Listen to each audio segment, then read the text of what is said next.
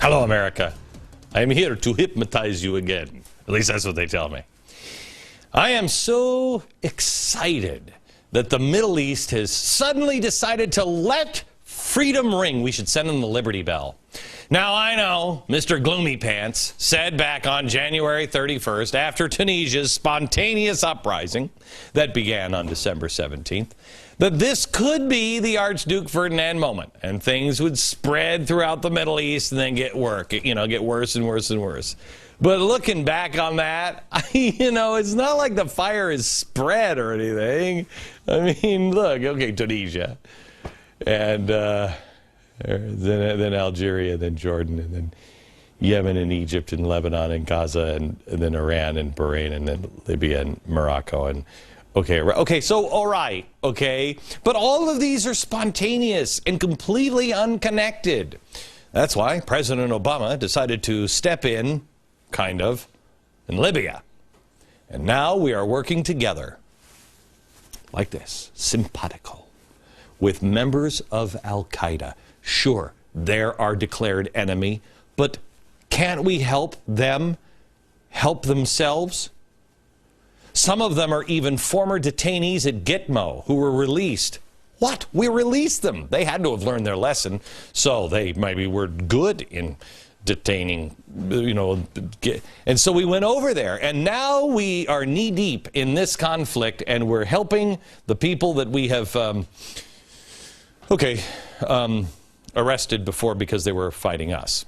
Last week, the president lent his support to yet another country, verbally standing up for the democratically elected president of the Ivory Coast. Let's listen in. Last year's election was free and fair, and President Alassane Ouattara is the democratically elected leader of the nation. And I commend President Ouattara for offering a peaceful future for all Ivorians, an inclusive government, reunification, and reconciliation. I want to close by speaking directly to the people of Cote d'Ivoire. You have a proud past, from gaining your independence to overcoming civil war. Now you have the opportunity to realize your future. You deserve a future of hope, not fear. You deserve leaders like President Ouattara, who can restore your country's rightful place in the world. You deserve the chance to determine your own destiny. It's time for democracy in Cote d'Ivoire. What does democracy look like? Well, with Ouattara, it's sweet. We know our president said President Ouattara is the man. He's a Muslim, but not officially the president yet, because the current Christian president, who has his own share of issues, is refusing to allow a power change. Mostly because he fears that this guy is going to round up all of this guy's supporters and kill them all. Crazy talk. We just heard from the president. Ouattara is the man. Well, not quite. Even forces loyal to the Muslim president, like these guys, have slaughtered people, grabbed them out of their cars, and set them on fire, and now they're beheading them too. And our president is supporting them, which is great. So, by the way, the death toll, about 1,000 in 3 days over the weekend. So we got this guy standing with this guy who's responsible for the scenes, where people are. Now it begs the answer to this question. Why aren't we intervening on this genocide? Don't we have a responsibility to protect? Samantha Power, we learned that from you. Who, by the way, Samantha Power, she's not only Cass Sunstein's beautiful, beautiful wife, but she's also right there in the pocket, right here, a spooky dude, and maybe the next Secretary of State. Now, is she whispering in Barack's ear like she did with Libya? No, I know, Mr. President, we don't have any vital and imminent interest in the Ivory Coast, but it's our moral duty to protect them. Now, what a dilemma for the president. But thankfully, as Obama's deputy national security advisor said, quote, "We don't make decisions about questions like intervention based on consistency or precedent." Well, that's great. There is nothing better than a completely unpredictable superpower to make things all calm and rational all around the planet. So the president is being entirely consistent with his inconsistency. Besides, why bother? France is now taking the lead again. Yes, they've sent more troops to hopefully stabilize the situation. The French have. Our current administration is so weak, so unpredictable, and so seemingly on the wrong side that they are making this spineless Frenchy Frenchman look like superheroes. So there we are, defending the guy whose people are cutting off the heads of people.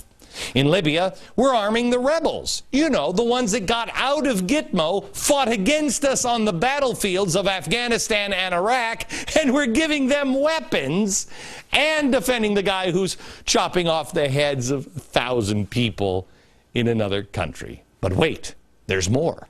If you act right now, this administration will also throw in protest. Yes, protests like these that erupted late last week in Afghanistan, which at least 10 foreigners were slaughtered. Now, why are they so unhappy? What have we done to them this time? Well, it was in retaliation, of course, to the 2 idiot pastors who burned a Koran. Oh, yes, they're nuts, they're stupid. And then we have Harry Reid. Harry Reid said, I'm going to look into these pastors that burn the Koran. Whoa. Harry, that sounds important. Just a quick question. Come here. What are you looking into? And then what are you going to do once you look into them? Because I didn't even look into them, and I already know that they've worked on God projects with the Westboro Baptist Church. You know, not job church people. Okay, so you're going to look into them, and then what? Harry, I see that there are only 3 kinds of people. 3 kinds of people in the world. There are dopes, you know, idiot dopes like the pastors. You know, I put them into the category of book burners. You know, these crazy people. Oh, wasn't it great when we all got around the campfire and burned some books? No. So dopes, and they are usually idiots and dangerous. Then, 2, there are the political dopes. You know, people that don't have a problem with crucifix and urine or burning the Bible, but when it comes to the Koran, now hang on just a second, we have Harry Reid looking into it, and we have Lindsey Graham saying this. You know, I wish we could find some way to hold people accountable. Free speech is a great idea, but we're in a war. Oh, free speech?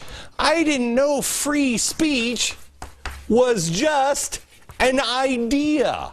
I thought free speech was an amendment to the Constitution. But I'm not a senator like you guys. So, we have the political dopes, like Republican Lindsey Graham and Democrat Harry Reid, and then we have what I like to call you. You know, the people who don't go out and burn the Bible, don't like it when the Bible's burned, or the flag is burned, or a Koran is burned. But you realize the world isn't a perfect place, and the last person we need to investigate our freedoms are people like Lindsey Graham or Harry Reid. Because usually those dopes, what they find doesn't usually lead to more freedom. You also know book burning isn't the real problem. If it wasn't books, I'm guessing there would have been a really nasty cartoon that would have sent these enemies of God off into the public squares with machetes.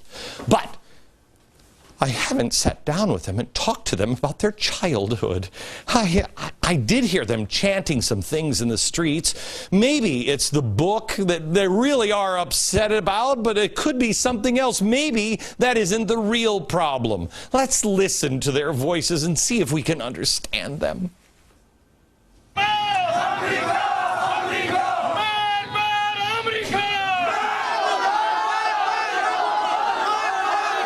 It's not as catchy as what does democracy look like? This is what democracy looked like. But death to America is something that I have heard from time to time in the Middle East. By the way, that chant and the flag burning and everything else, that was Friday after prayers. Yeah, they burned the flags, had a Obama effigy and burned him up. I know when I get out of church on Sunday, the first thing I want to do is go chant death to other countries. It makes me feel so close to sweet baby Jesus. How about you? They also attacked a UN compound. Who hasn't done that after prayers?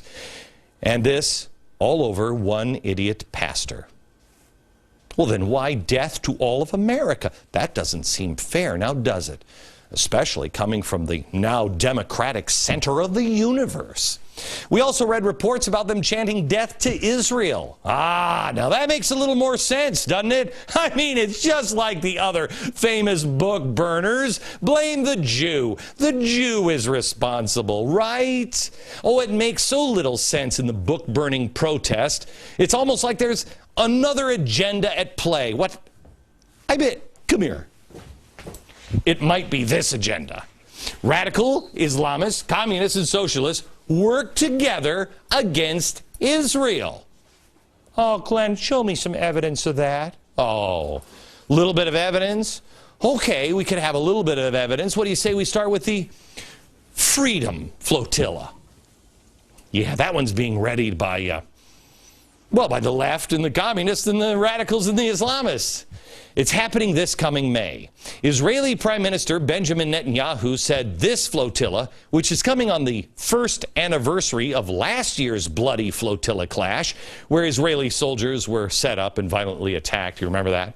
He said this new flotilla is, quote, being organized by Islamic extremist elements, among others.